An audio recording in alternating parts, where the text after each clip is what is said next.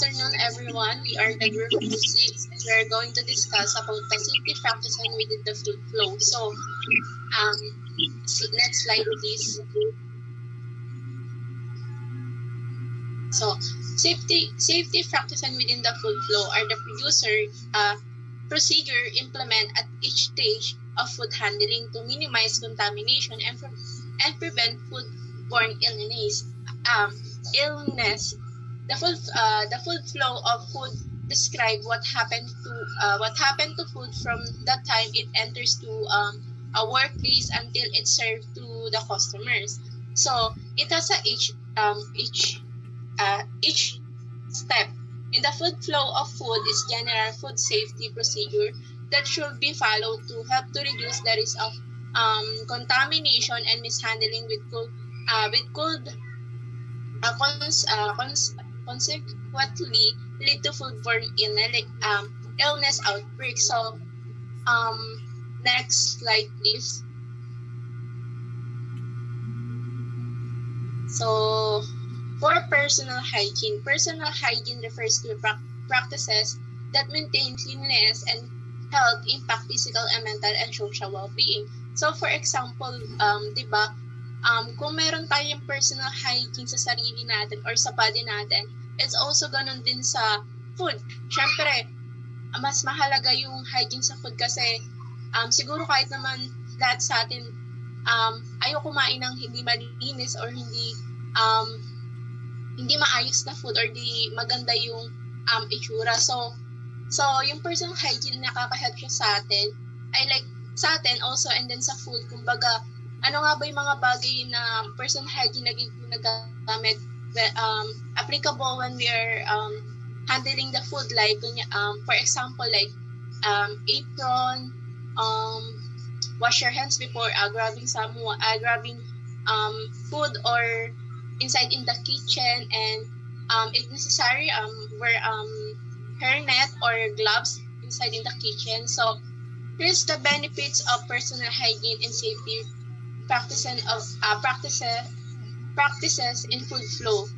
So one is prevents foodborne illness. Good hygiene reduces the risk of transmitting harmful pathogens to food, safeguarding consumer health. And for the second one is reduce cross-contamination. Proper practice minimize the transfer of contamination between surface, equipment, and food, ensuring the safer preparation and maintain a professional image. Cleanliness and hygiene enhance consumer trust and confidence in the food establishments. Promote safe food handling. Hygiene practices ensure food handle and prepare in the manner that minimize the risk. So, in personal hygiene in stage of safety practicing within food flow is hindi lang siya sa una ini-implement, kundi buong whole process or each stage dapat nandun yung personal hygiene. So for the next slide, it will be discussed by Mr. Buda. So now let's move on to our next topic, which is purchasing. So let's define first what is purchasing. Purchasing is effective means buying the right quality and amount of food at the best price and time while considering the cost, availability, and the storage. There's the 5 factors that should be considered by the purchaser and the management. First, the quality grade. Second is weight. Third is count. Fourth is content. And fifth is packaging. Next slide, please. There's the 4 guidelines in purchasing products. First, understand the food regulation. It says here that buy packaged or processed food only from a licensed and reputable suppliers. For example, kunwari ako, bibili ako ng product. Siyempre gusto ko na yung product is clean siya and also may license siya from our local government. For example, FDA approved yung product. Mas maingganyo akong bumili ng product if yung product ko is may lisensya. Second is check approved vendors. Visit vendors regularly to ensure their warehouse are clean and well maintained. Third, inspect delivery vehicles. Make sure delivery trucks are clean and have proper temperature control. For example, I'm managing a business, and that business is all about restaurants, food, and I kumukuha ko ng mga product ko directly sa suppliers, and yung mga in-order ko is bulky. They use vehicles, for example, trucks, ganyan. When they deliver or they arrive sa may restaurant ko, syempre, bago nila ibaba yung product sa akin, i-check ko muna kung malinis yung loob ng vehicle nila.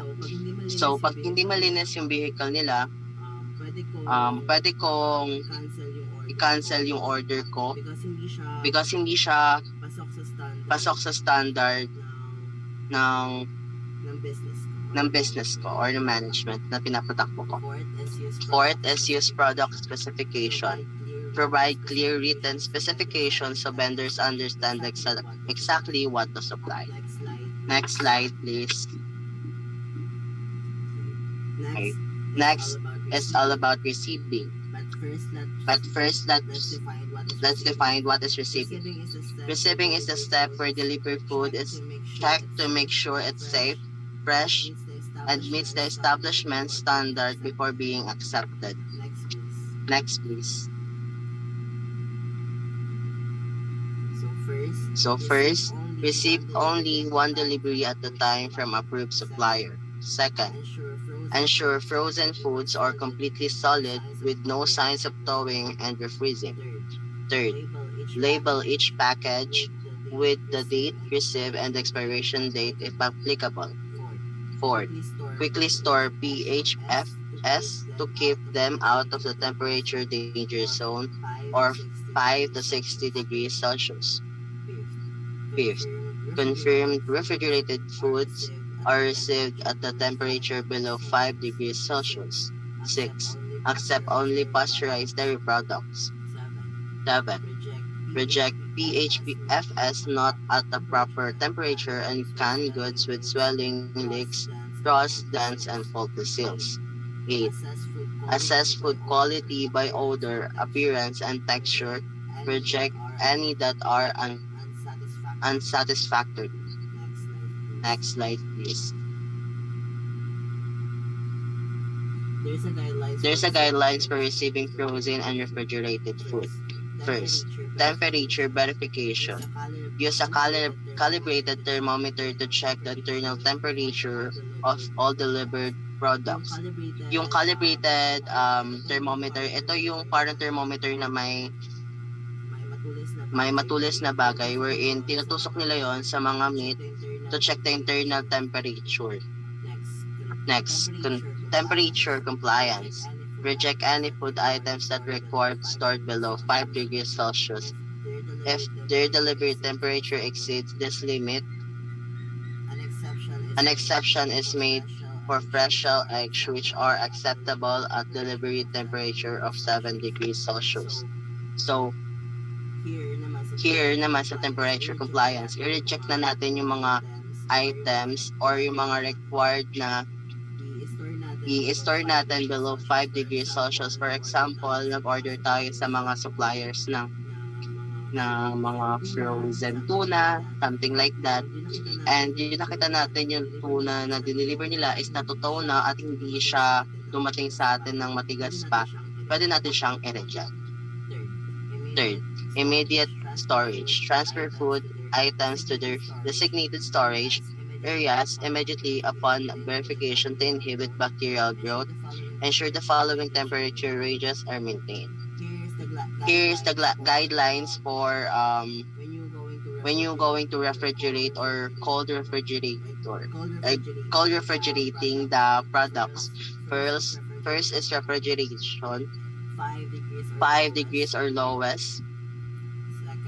Second is deep chill, 0 to 3 degrees Celsius or lower. Freezer, negative degrees, negative 17 degrees or lower. Dry storage is 10 to 21 degrees Celsius. Next slide, please.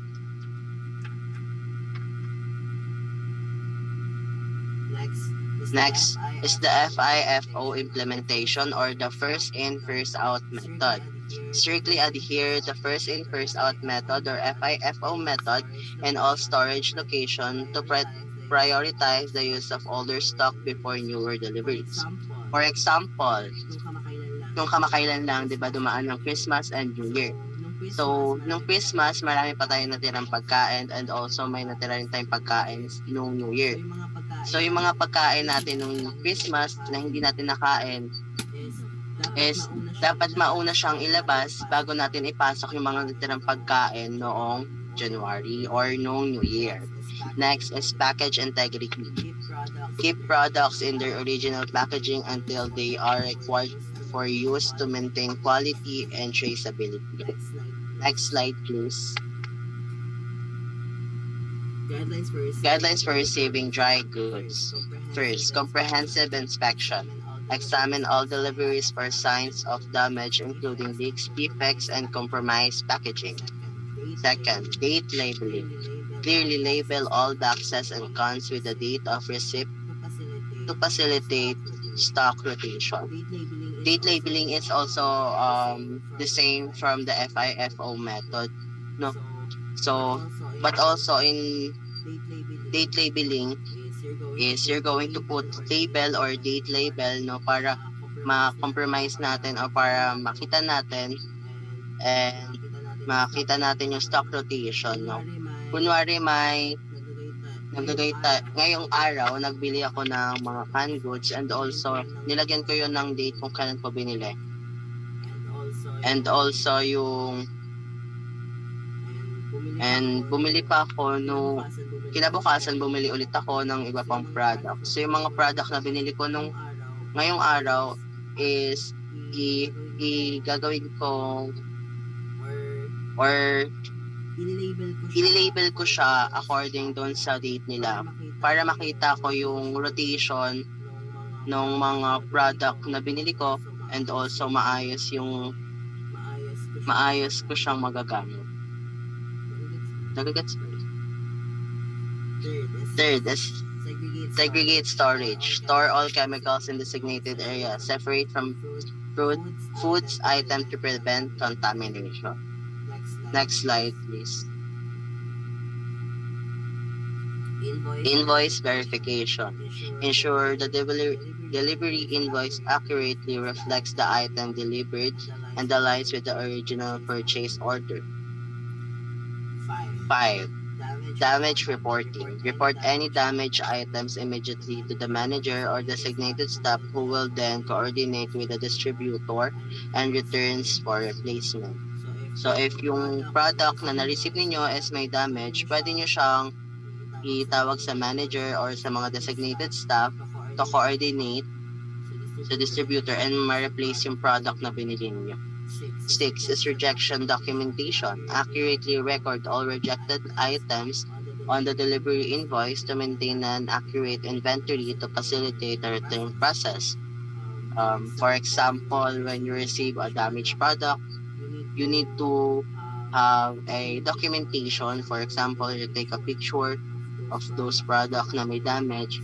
So, pag pinalik nyo siya is may mga proof kayo na yung product talaga na yun is merong mga dents or whatsoever. So, ma-replace nila yon kasi may proof.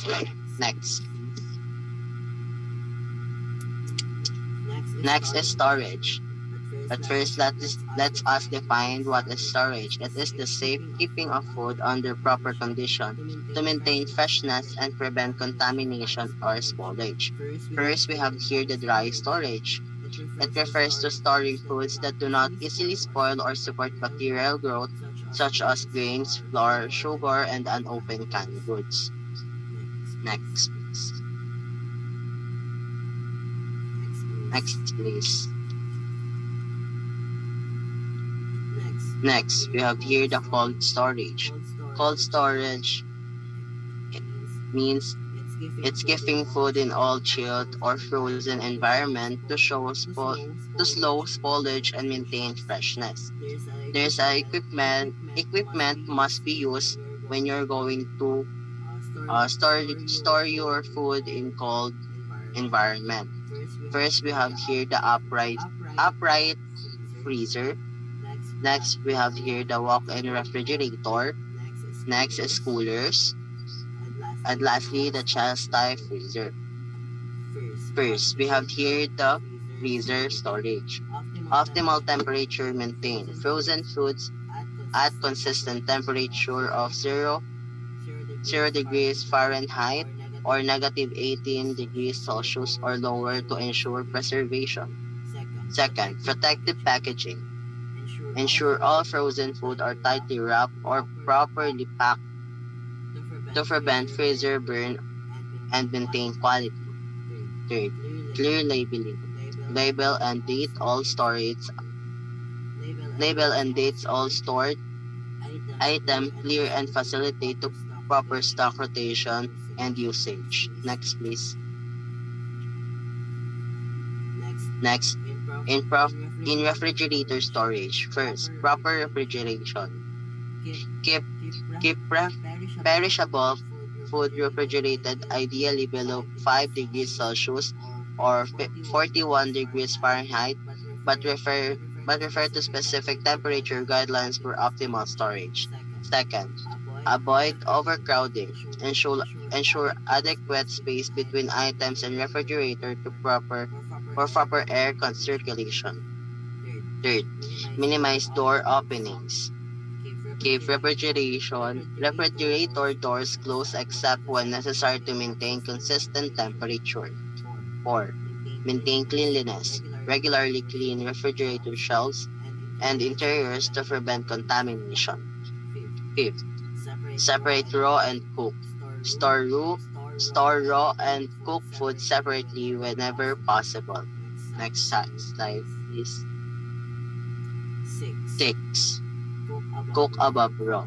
If storing together, keep cooked food above raw foods to prevent contamination from drips. 7. Wrap and cover. Keep refrigerated food wrapped, covered, and sanitary containers. 8. Avoid unsanitary contact. Prevent any unsanitary surface from touching food. Rapid cooling. Cool foods quickly over ice or in a cold water bath before refrigerating. 10. Maintain proper levels. When holding foods in cold Bain-Maries, do not exceed the container level to ensure consistent cooling. Next slide, please. So next slides will be presented by Miss Jessica Grace Ocampo. Hi, good day. Now I will discuss food preparation together with the responsibilities of a food service manager, together with defining cooking also and the proper use of food thermometers. But first, let us define what is food preparation.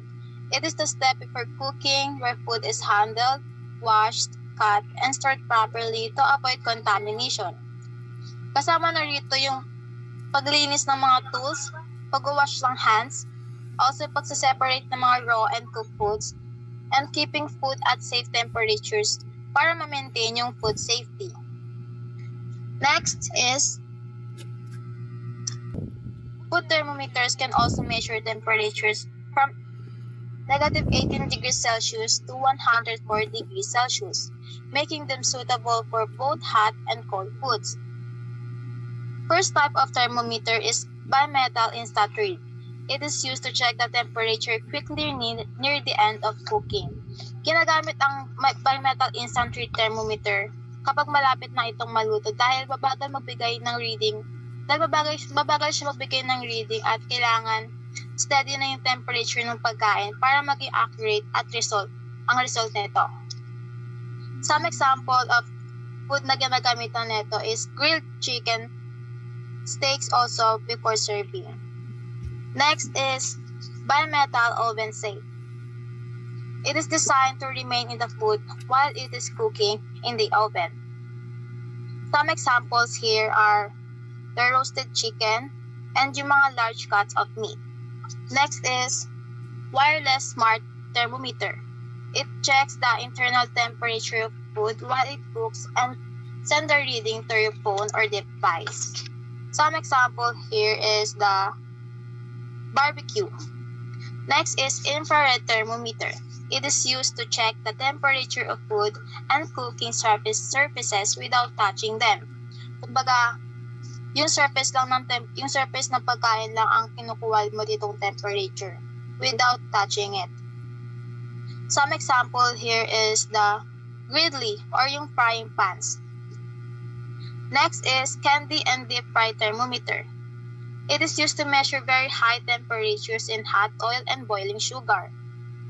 From the name itself, candy, kinukuha nito yung temperature kapag kunyari nagluluto tayo ng mga candy or deep fried chickens. Yon. Next is thermistor. It is quickly checks the inside temperature of food, especially thin foods. Some example here is the fish fillets. Next part is cooking. Cooking is the process of heating food at the correct temperature for enough time to kill harmful germs and also make the food safe to eat. Proper cooking ensures that food is evenly cooked and reaches a safe internal temperature to prevent foodborne illnesses.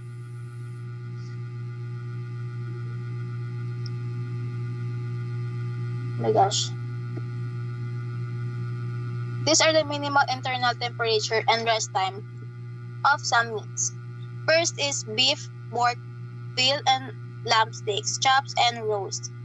Ang kailangan niyang internal temperature is 145 degrees Fahrenheit or 62.8 degrees Celsius. And inaalaw siya mag-rest for at least 3 minutes. For ground meats naman is 160 degrees Fahrenheit or 71.1 degrees Celsius. For the ground poultry, 165 degrees Fahrenheit. And ham fresh or smoked, 145 degrees Fahrenheit or 62.8 degrees Celsius. And inaalaw siya mag-rest for at least 3 minutes and etc. And now, let's move on to the responsibilities of a food service manager. These are the responsibilities of a food service manager. First is checking food safety standards. Siyempre, as a food service manager, one of their responsibilities is checking food safety food safety standards. This means that make sure na meron siyang proper hygiene, correct temperatures, and safe yung pag-handle ng mga food practices here para ma-avoid yung food contamination. Next is filing and maintaining HACCP records.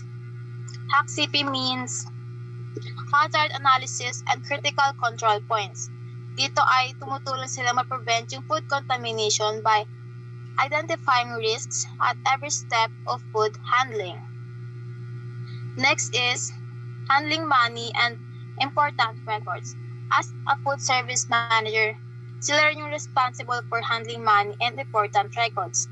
Kasama na rito yung pag-manage ng sales, expenses, payroll, and other financial documents to ensure that yung business ay smooth siya and transparently. Next is overseeing kitchen operations and food service. Means that nakikita dito yung mga daily kitchen activities and na-make sure nila na yung food is prepared correctly and nasa-serve siya on time. And also, hindi lang to, namimit din yung quality and safety standards. 5. Ordering and managing supplies. Kasama dito yung making sure na yung mga ingredients, equipment, and materials ay laging handa. The manager also checks yung inventory and dumarating on time yung mga order supplies para din ma-avoid yung mga shortage or food waste. And last, managing staff. For the next slide, will be discussed by Gian.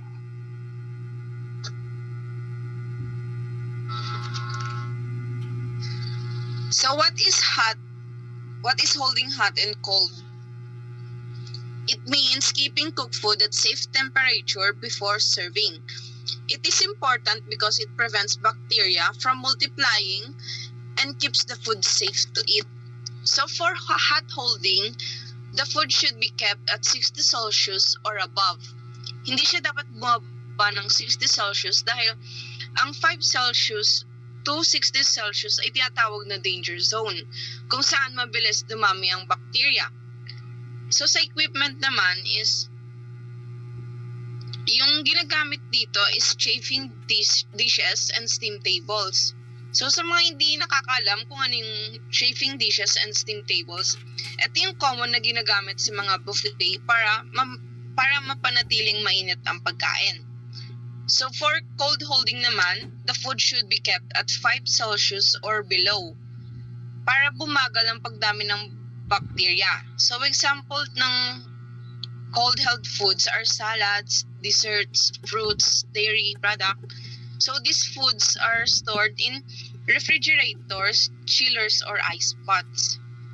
So in short, hot food should be stay at 60 Celsius and above, and cold food should stay at 5 Celsius and below. Next slide.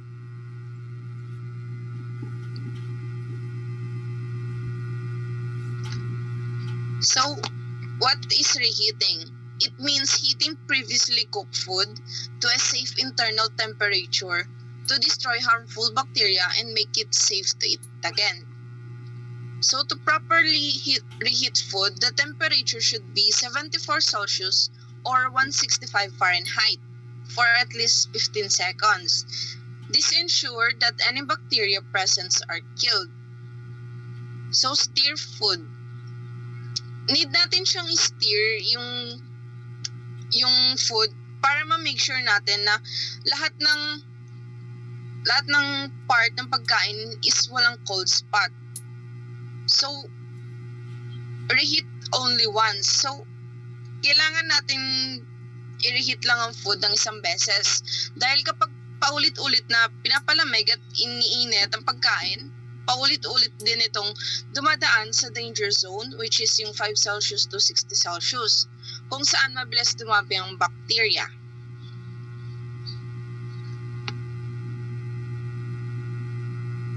Next slide.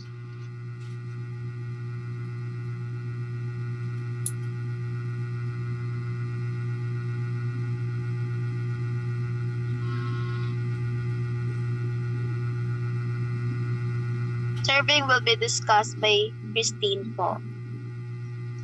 So for serving,